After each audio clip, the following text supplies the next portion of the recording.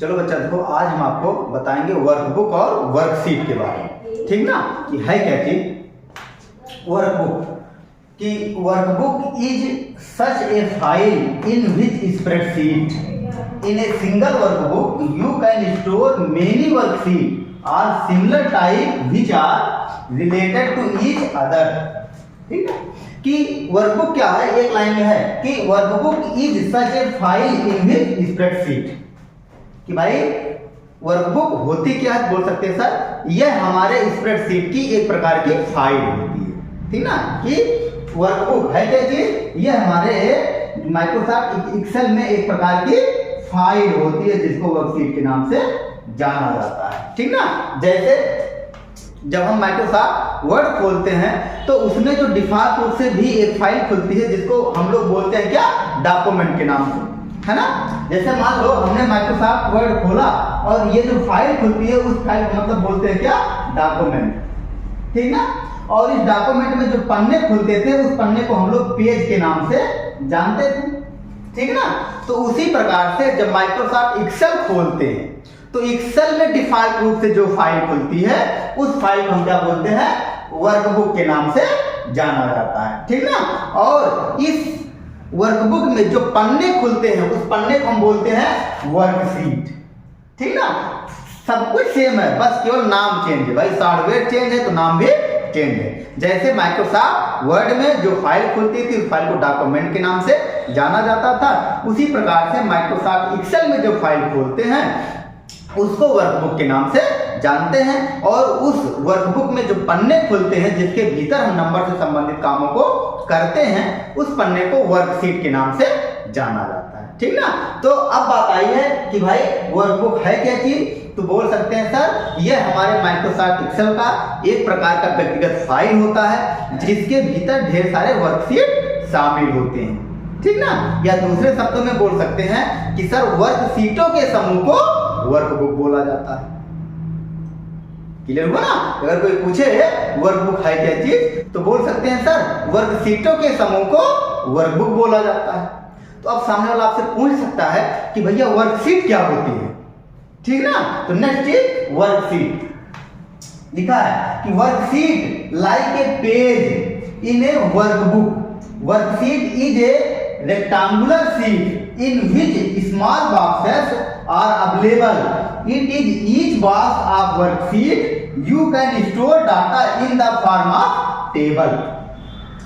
ठीक ना, अब बात आती है वर्कशीट क्या होती है, तो बोल सकते हैं सर वर्कशीट एक प्रकार का व्यक्तिगत पेज होता है जिसके भीतर हम नंबर से संबंधित कामों को करते हैं और इसमें छोटे छोटे बॉक्स बने होते हैं। उसी बॉक्स के भीतर हम अपनी सूचनाओं को टेबल के फॉर्म में स्टोर करते हैं। तो हम जब माइक्रोसॉफ्ट एक्सेल खोलते हैं तो उसमें जो फाइल खुलती है उस फाइल को बोलते हैं वर्कबुक, और उस वर्कबुक में जो पन्ने खुलते हैं उस पन्ने को बोलते हैं वर्कशीट। और जब माइक्रोसॉफ्ट एक्सेल खोला जाता है तो उसमें जो वर्कशीट खुलती है बच्चा कुछ इस प्रकार से खुलती है, हमने दिखा रखा है। अब देखा जाए कि हम जब माइक्रोसॉफ्ट एक्सेल खोलते हैं बच्चा तो एक बार में तीन वर्कशीट खुलती है, एक दो तीन। अगर चौथी खोलनी होगी तो यहाँ पट्टी करके हम चौथी पांचवी छठवीं खोल सकते हैं। ठीक ना, तो इस प्रकार से एक वर्कबुक में ढेर सारे वर्कशीटों को हम जो है खोल सकते हैं। ठीक ना, तो हमारी जो वर्कशीट होती है कुछ इस प्रकार से शो होती है। ये जो दाएं से बाएं होते हैं इसको कॉलम के नाम से जाना जाता है, और जो आपका सबसे पहला कॉलम होता है क्या होता है, ए होता है। तो ए बी सी डी इस प्रकार से जो है आपके वर्कशीट में टोटल 16,384 कॉलम होते हैं, और सबसे लास्ट वाला कॉलम जो होता है क्या होता है, एक्स एफ डी होता है। ठीक ना, और ये जो रो होते हैं, रो की संख्या कितनी होती है, 10,48,576 रो होते हैं। ठीक है ना, मतलब कि कॉलम आपके कितने होते हैं 16,384 और रो 10,48,576 रो होते हैं। ठीक ना, तो जो ऊपर से नीचे आते हैं उस चीज को रो के नाम से जानते हैं, और जो दाएं से बाएं जाते हैं उसको कॉलम के नाम से जाना जाता है। ठीक ना, और ये जो छोटे छोटे बॉक्स बने हुए हैं इस बॉक्स को हम सेल के नाम से जानते हैं। इसको हम सेल, ग्रिड या बॉक्स के नाम से भी जाना जाता है। ठीक ना, अब बात आती है भैया सेल है क्या चीज या सेल कैसे बनते हैं, तो बोल सकते हैं सर कि the intersection of row and column then create a cell, कि रो और कॉलम जब एक दूसरे को काटते हैं तो उस चीज से जो बॉक्स क्रिएट होता है उसी बॉक्स को सेल के नाम से जाना जाता है। और हम नंबर से संबंधित काम को करने के लिए जो है इन सारे सेलों का इस्तेमाल करते हैं, अर्थात जो भी आप नंबर से संबंधित काम करेंगे वो इन छोटे छोटे बॉक्सों में ही किया जाता है, ठीक ना।